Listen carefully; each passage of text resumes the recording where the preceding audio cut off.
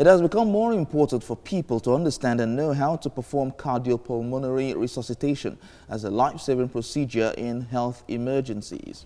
Cardiac arrest is a leading cause of death in many countries. October the 16th of every year is Restart a Heart Day, an annual event urging people to learn simple steps needed to save a life, including how to give CPR safely during the pandemic. Well, joining us now is Emergency Response Specialist Daria Akinfoshile. Thank you so much for joining us. Thank you for having me. Good morning. Yeah, so World Restart a Heart Day, what does it mean? It's a day where we improve on the awareness on first aid, particularly cardiopulmonary resuscitation.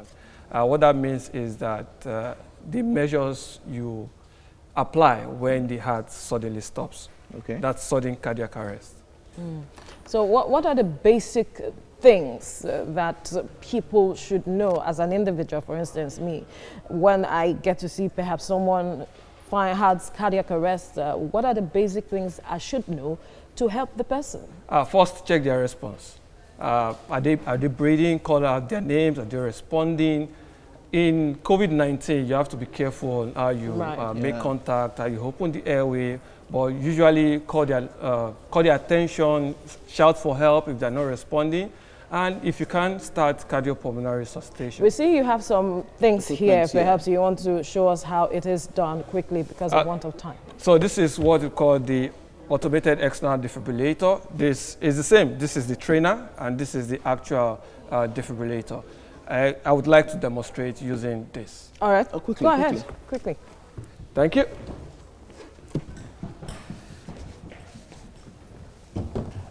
So you approach an accident scene, an emergency scene. This is your casualty. Checking their response is calling out their name. Hello, hello, sir. Can you hear me? Can you hear me? If they are not responding, shout for help. If you are in an environment where they have the automated external defibrillator, then the defibrillator comes on site. But before the defibrillator comes on site, all you have to do is approach the casualty and start what is called cardiopulmonary resuscitation. I will be performing CPR with consideration for COVID-19. Okay. So what that means is that I will have to eliminate rescue breaths. All right. So this is what I would do. I'll place that on the face of the casualty. Wouldn't that make the person suffocate? It's not breathing. Oh. He has experienced is in a state of sudden cardiac arrest, so it's not breathing. It has no effect.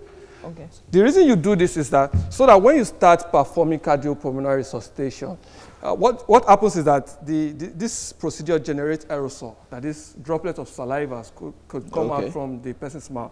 And we're talking about COVID-19, that means you'll be exposed to this. So to eliminate that exposure, you do this. You place a piece of cloth or face masks on the casualty while you continue cardiopulmonary resuscitation. Place the heel of one hand at the center of the chest, interlock with the others, ensure that your arms are straight, keep your back straight, and focus on the casualty. Compress hard and fast for 30. Ideally you give 30 compression and 2 ventilation. But because of COVID-19, we would not be performing ventilation. For today, I want to emphasize on what is called automated external defibrillator. All right. So this is what it looks like.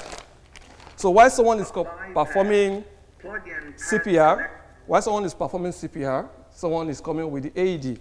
Once the AED gets on site, you stop compressing and you apply the pads. So to apply the pads, there are diagrams on the pads to guide you. Yeah. Just follow the diagram and follow the instructions of the AED. Put it on and follow the instructions. Okay, so that will be giving instructions. Exactly. Okay. Apply pads. Apply pads. Plug in pad connector next to flashing lights. Plug in pad connectors next to flashing lights. Okay.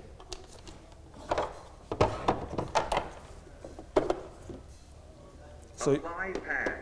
Stay clear of analyzing. Plug in connector. Stay clear. All right. But getting this machine, can everyone have access to it? Yes, everyone. Really? Deliver shock. So it's asking me to deliver a shock. This light is flashing. Press the But ensure that no one is in contact with the casualty or the patient before you press this, because it is going to deliver electric shock. Oh. Yes. Wow. And you would have seen it in the movies. Yeah, I see it in the movies, but this is practical. Shock delivered. Shock delivered. Begin CPR. Begin CPR. So it tells me to continue CPR. And then you continue performing your cardiac compression or chest compression and the use of AED. The AED will come back to... Is a human chest that's vulnerable, simple to... No. It's press quite on? tougher than the mannequin. Yeah. Than this mannequin. And you said 30, you push it 30. for 30 seconds? Ideally, 30 chest compression, 2 ventilation. But because we are not performing the mouth-to-mouth, we eliminate the mouth-to-mouth. So you continue your compression, hard and fast, and you use the AED. All right, so you can come back on set now. Yeah. So you were saying that everyone can access that equipment, really? That should be the case, but in this environment, it's not the case. It is not the case. Why? Awareness, I guess. Okay. Awareness. Some say it's expensive, but I don't think this is expensive, especially for private organizations and schools. So like it's not for personal, but for private organizations, schools. Public places, sports centers, gym, bus stations. We should have this in every BRT, for instance. Trains, some aircrafts, airports. Okay, so it's quite easy for people to understand how it works. Of course, with the information it's given, the procedures to go through when you're in such situations, it's easier for anybody to use. It is quite easy. All right, thank you so much for your time on the program. Thanks for having me.